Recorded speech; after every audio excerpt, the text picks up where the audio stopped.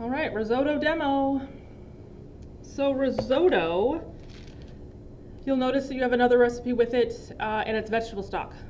So when I cook my risotto, which is just coming from a short grain rice called arborio rice, I want to cook it with something a little more flavorful than just water.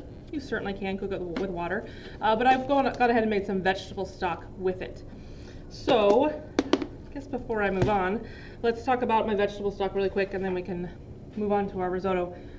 Vegetable stock, you see that you have your recipe attached for vegetable stock.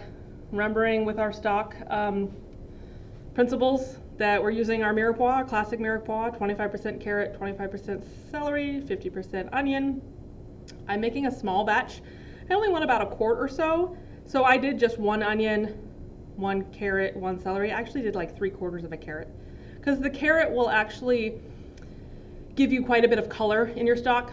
So if you want a stock that's not dark, ease up on the carrot. And I do have a rice dish that I'm making. My end product is going to be white-ish. So I really don't want my stock to be really, really dark, and kind of darken that end product down. If I was making a risotto that was darker in color, that it was finished, because I made a beef stock and I'm adding beef to it, great, it can be darker. But I'm gonna shoot for something a little bit lighter at the end. So I really wanna focus that my stock is a lighter in color. So I eased off on the carrot a little bit. I had 2 bay leaves, peppercorns, parsley, and garlic simmered. Vegetable stock is really nice because it's really quick. It only takes about an hour. So I did let that simmer for about an hour.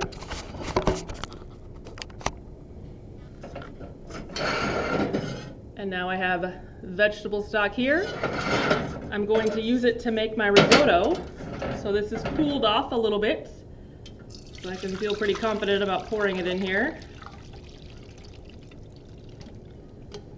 So just like we did with any other stock, straining it.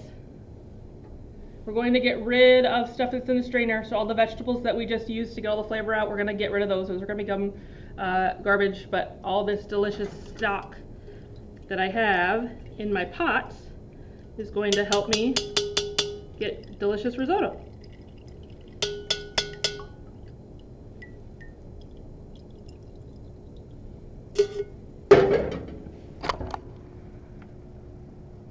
Very nice vegetable stock. It's a good amount of color. It's not super, super dark. Pretty happy with it. And then if you smell it, it's aromatic. It's got some smell to it, so it's really nice. It's, like I said, just a little better than just having some water.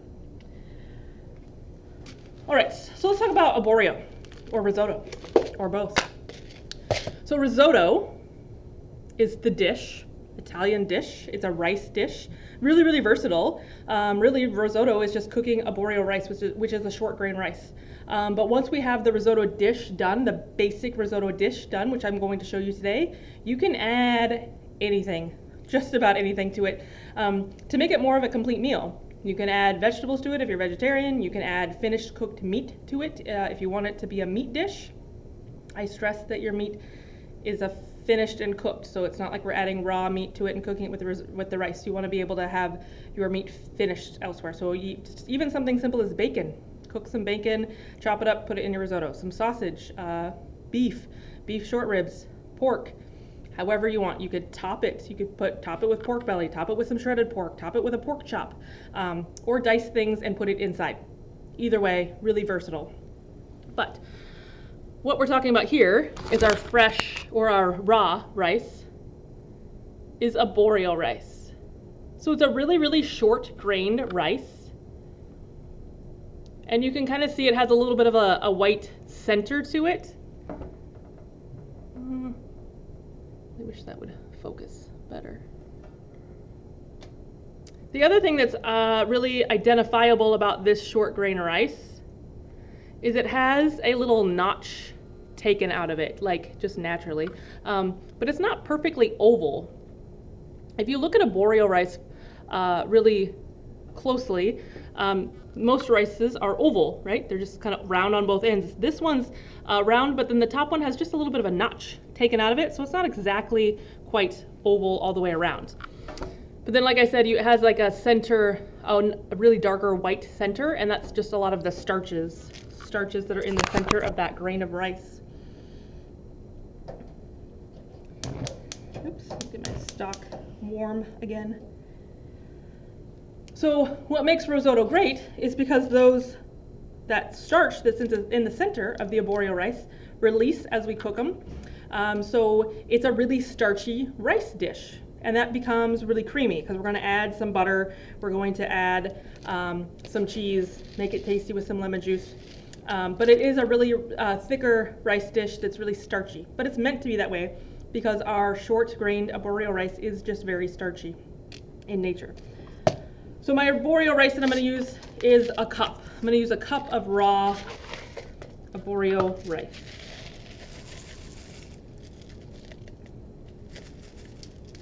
The other thing that's interesting about making risotto and using arborio rice is most grains are going to have a specific ratio.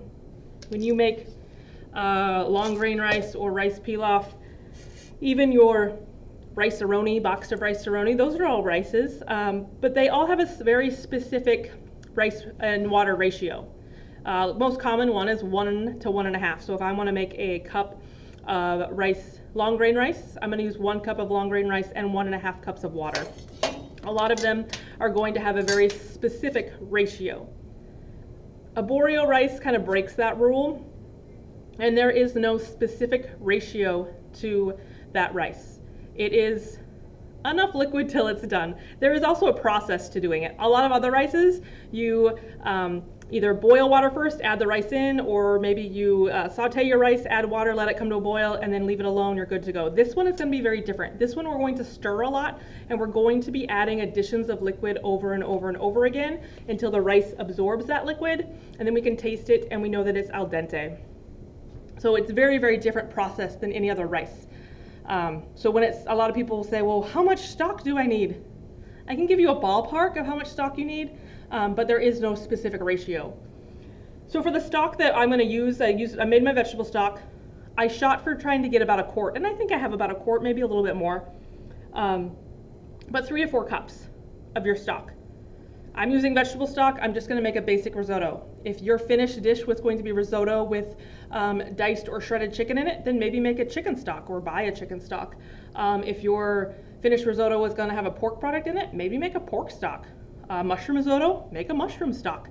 You can definitely play with it that way. Like I said, it's very, very versatile. I'm starting with this very bland but delicious, just white grain, short grain rice. So I can do really whatever I want with it. So veggie stock is what I'm going to do. I have 3 to 4 cups. I have 1 cup of my arborio rice.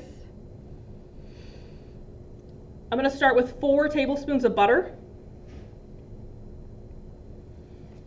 I am going to dice half an onion. I'm using an onion for this. You can definitely use a shallot. Shallot would be a good one to use as well. I'm going to do 1 clove of garlic minced. I already mentioned my 1 cup of arborio rice. I'm going to use 1 bay leaf.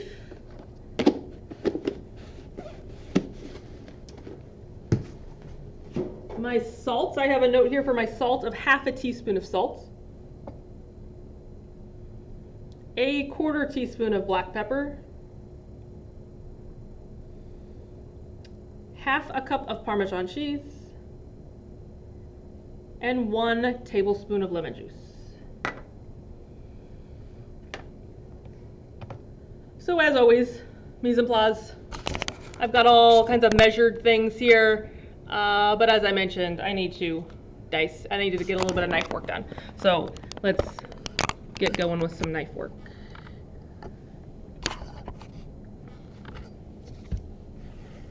So like I said, half an onion, diced.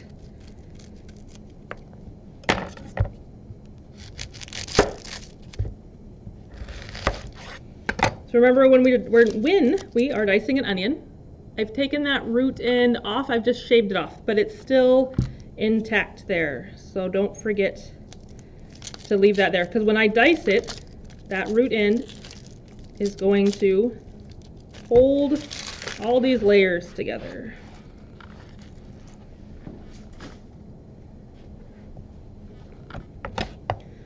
So the root is away from me, it's on its flat edge. I'm gonna make those lateral cuts kind of rainbow styled, starting kind of angled in, working my way up. And I'm gonna make sure that these are fairly small. The recipe says small dice. And I'm gonna cook these onions. But the other thing I wanna consider is I have all this little tiny rice. So I don't want to cut my onion to be the exact same size of a rice. That's kind of ridiculous. But I do want my onions to be very, very small, just so that we're not chomping on big pieces of onion while we have this delicious rice here. So I do want to consider that my onions are small, because the other main ingredient in here is small.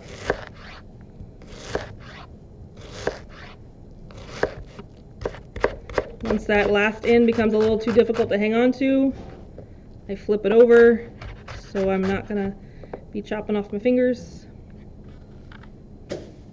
And there is my half onion. And then my 1 garlic clove chopped. Obviously I've gone and peeled it. I'm feeling you've all seen me peel some garlic before. Give it a chomp or a smash and then a chop.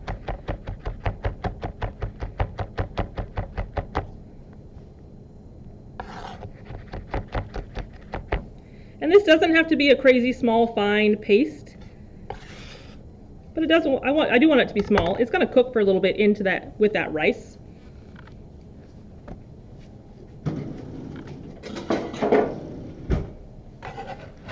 Great job for my bench scraper here later.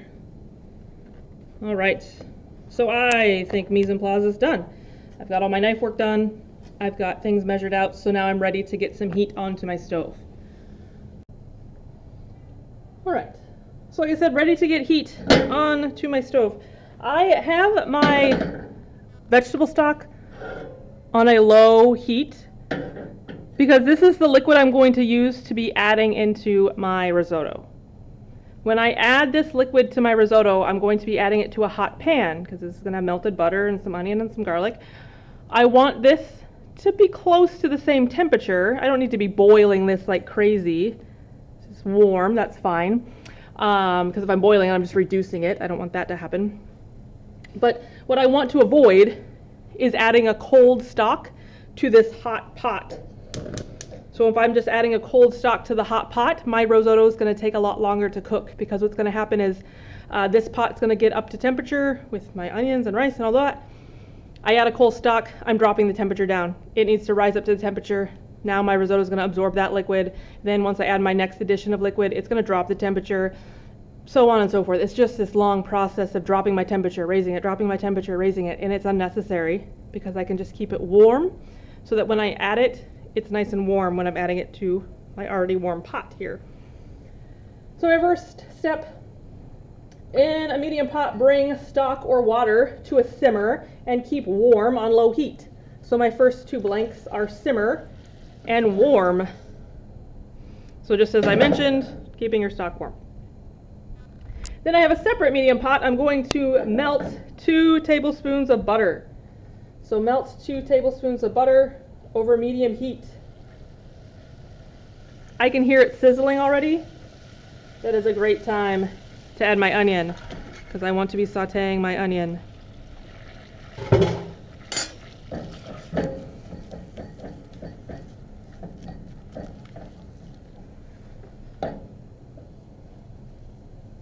So add the onion and saute with a wooden spoon till tender. Add the garlic and heat until fragrant. I have a spatula. This is a heat-resistant spatula up to like 500 degrees. I put wooden spoon there for your 4th blank to talk about how a lot of chefs, usually French chefs, are very particular with the utensil they use to stir their risotto. And some say you must only use a wooden spoon, and that is it. No other option, use a wooden spoon. There are even risotto spoons out there of all different shapes and sizes. And yes, there's probably a little bit of a science to it about how it's stirring your rice and getting the starches to come out, because that's a lot of what this is getting the starches to come out of the rice. I really like my spatula, so I'm going to use my spatula. But something heat resistant, right? We want something heat resistant. A wooden spoon is great, a metal spoon is great, a spatula is great. But like I said, just a little side note that there are some classical trained chefs that are, like I said, very particular. It must be a wooden spoon and nothing but. Maybe if I am in France, I might abide by that. But I'll worry about that when I'm in France, if that happens. All right, so I'm going to saute this. I want the onion to be a little translucent. We've talked about that before, so a little bit see-through. If my heat gets too hot, I can always turn it down, which I feel like I want to turn it down now. Just turn it down just a little bit. And then secondly, I'll add my garlic, because this onion's going to get a head start. It's going to take a lot longer to saute than my garlic will.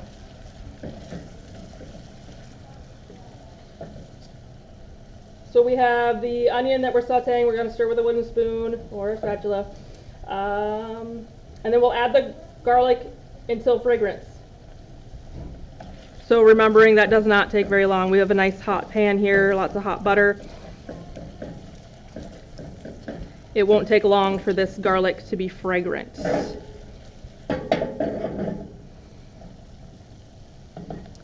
And just as before, I'm not trying to get a lot of caramelization or browning, or definitely not burning, in this first step, because my finished product, like I said, is a white dish. It's white in color. So anything that I color in the beginning, get dark or burnt, is just going to transfer into my finished product. So I don't want my finished product to be having specks of burnt onion or burnt butter in there. All right, I'm gonna get my garlic in here. And then after the garlic is fragrant, we're going to add the rice and the bay leaf and stir well till coated with the fat, and it starts to turn translucent. So this rice is nice and white in color, but it's gonna start to be a little translucent. So I got my bay leaf in there because I want to kind of help coat that with some fat. And then I'll add my rice. I want to get my rice coated in the fat, and then as it coats in the fat and gets heat on it, the rice starts to look a little translucent. The outside of the rice anyway, because remember how I said that there is this incredibly white center to my rice. I don't know if it's gonna focus. It's kind of white on white. That's not really a good example. But I can start to see some translucent bits on the outside of my rice.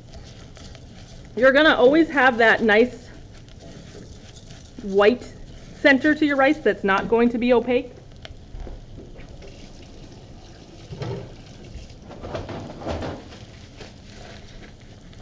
And again, that's the starch that wants to release once it has some liquid here.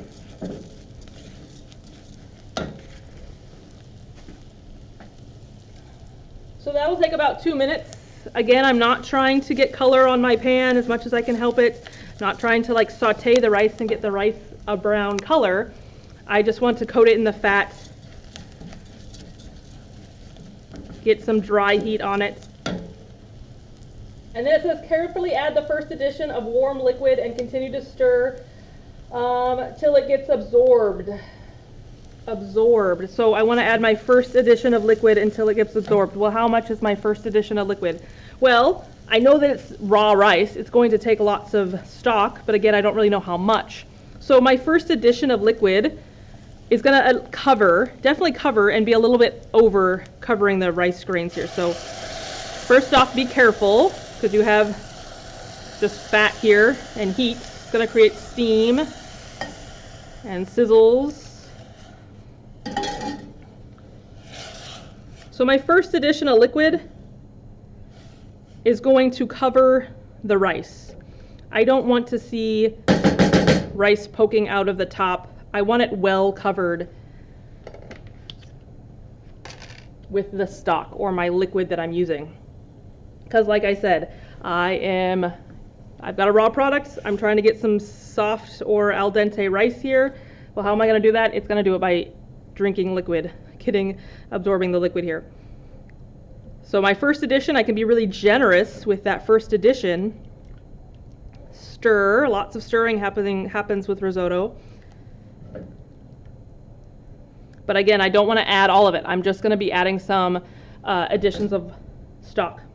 Traditionally, in professional kitchens and folks that might be of age, traditionally, the camera doesn't slip traditionally. My rubber band isn't working these days. There we go. Traditionally, your first addition of liquid would be something a little bit more flavorful, like a wine, like a white wine. We'll usually use a white wine, something with a lot more flavor than my stock. And the thought behind that, well, we're just building layers of flavor. And the thought is that I have a dry rice. It's really thirsty. So whatever it drinks the first of, it's going to just add some more flavor. So it's going to drink whatever it has at the first. So like I said, traditionally and classically, if you're looking at recipes on the internet, it might call for wine. I clearly skipped that step. I'm not doing that. Stock is just fine. So you can forego the step that says wine. But like I said, that's kind of the thought behind adding it. So we're just going to continue to stir. Seeing a simmer is good. So small bubbles on a simmer is great. Big boiling bubbles is going to be a little aggressive, because what's going to happen is big bubbles. We're going to have evaporation of our liquid because it's going to evaporate into steam and go into the air. But I don't want all of my liquid to evaporate. I want my rice to be absorbing some of it. So it'll do that because it's got heat on it. But the simmer is good, boiling isn't. So then it says on the rest of my steps here, it says, repeat adding the liquid till the rice is cooked through, but still firm, about 20 to 25 minutes. And then I can add my finishing steps here. But it is just a process of adding stock, stirring, letting it absorb, adding stock, stirring. So that process of just adding my stock gently and stirring constantly allows that starch to release out of the center of that arborio rice, and then I get that nice, thick, starchy dish. Our finished product should be nice and smooth and creamy, and not thick and globby. It shouldn't be like a thick, globby oatmeal. It should be kind of smooth and creamy. So once I notice that this liquid has gone down and is getting absorbed, I'm going to add another addition of my stock. This time I might go a little easy, so I may not add enough to cover. I'll just add enough to kind of hit to the top of my rice level. After maybe my third addition of liquid, I will probably stop to taste my rice. And it's just to taste for doneness. It's not going to taste like much. There's no salt in here. There's not a whole lot. I've got the stock and everything. It's going to be bland. There's no salt. But again, I'm tasting for the al dente doneness.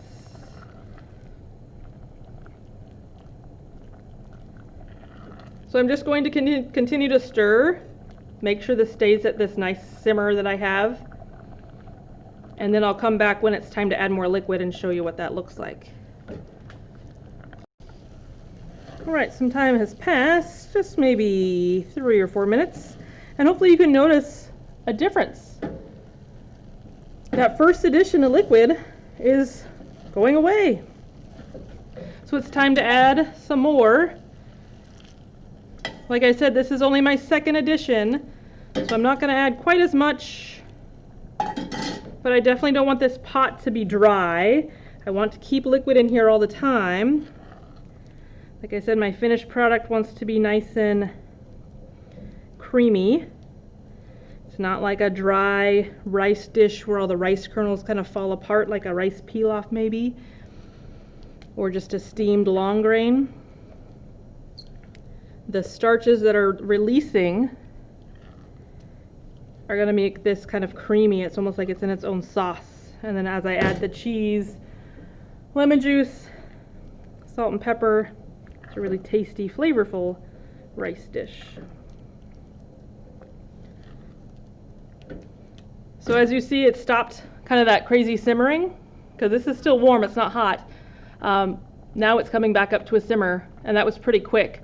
But again, think of this, if my stock was just out of the refrigerator, had a chill on it, was very, very cold, it's going to take a long time for that to come up to temperature. So I want to make sure that this is warm. Like I said, it's just the lowest heat setting I have.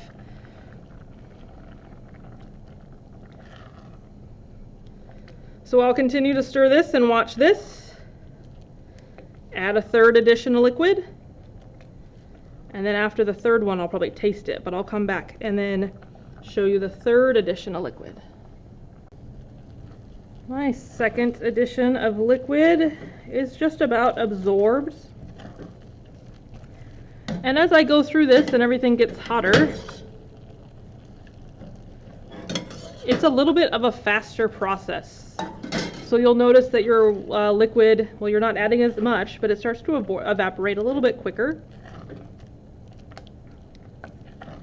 And as you're stirring, you just want to make sure that you're stirring the sides and kind of getting everything that kind of crawls up to the sides of the pan in to where the liquid is.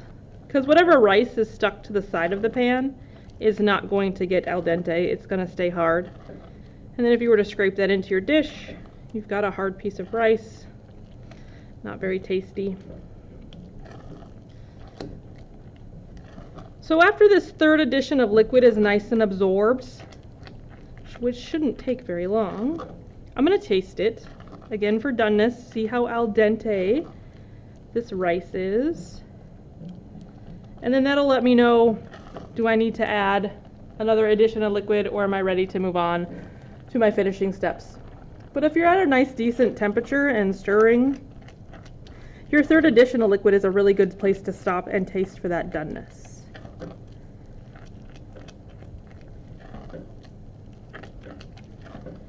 And hopefully you can see just that bit of liquid I added is already starting to get absorbed here pretty quickly. You can definitely see the grains of rice here. You're not seeing as much soupiness.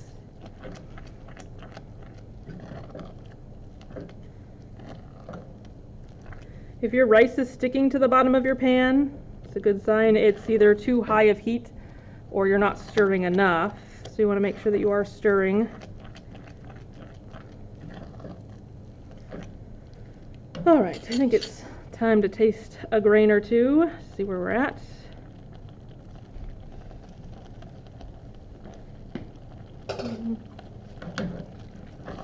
Almost. I'm going to definitely let it kind of finish absorbing any liquid that's left in here. And when I say absorb it, I mean because when I stir it and I stop stirring, I can see some liquid kind of pooling up here. So this isn't going to be, like I said, like a dry rice dish. It's going to be creamy. It's going to look wet. But like I said, when I stop stirring, I can start to see some liquid pool up. So I want to wait for that to kind of get absorbed or evaporate. Then I'll taste it again. Like I said, that taste I did was pretty close. So I'm going to turn off my stock because I don't think, oops, wrong burner. I don't think I'm going to need that. And if I do, it's still warm. But I shouldn't need much of it if I do need it. So I'm going to turn that one off.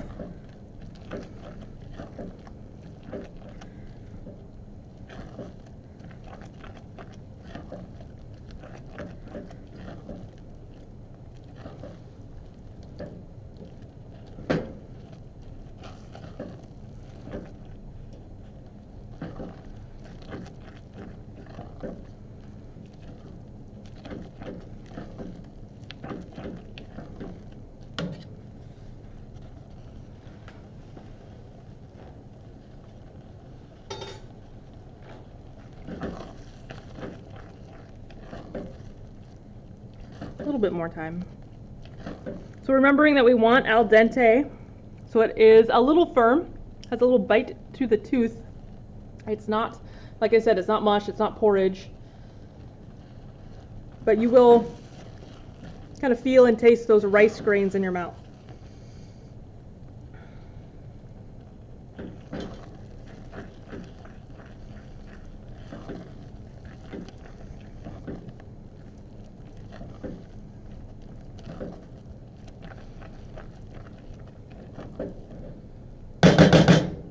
I have this broken fleck of bay leaf in here I want to get out now that I see it.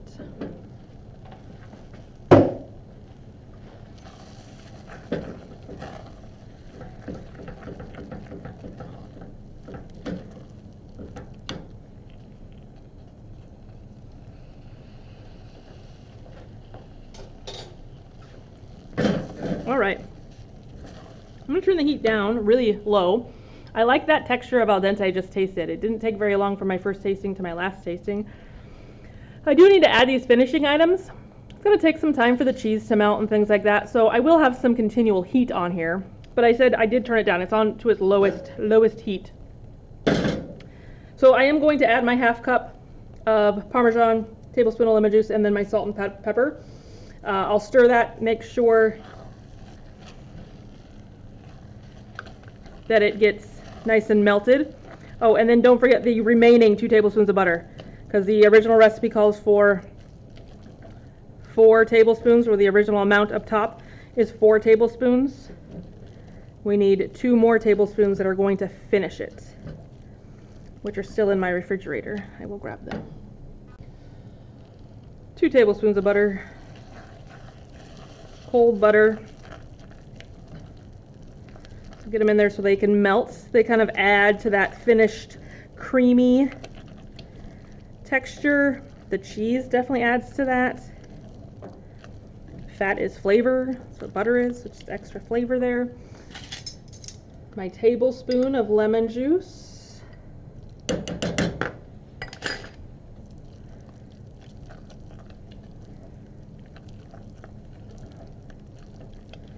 And my salt and pepper. There's amounts there for you to use, like I mentioned at the beginning. Do remember your Parmesan cheese is salty. If you used salted butter, that's adding salt to your dish as well.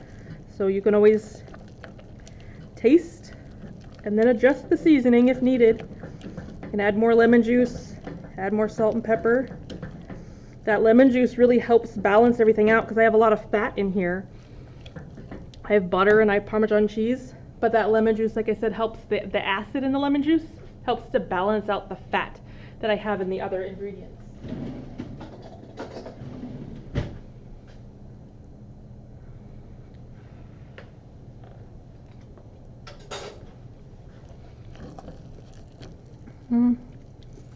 Tad bit more salt, and I think just a tad bit more lemon juice.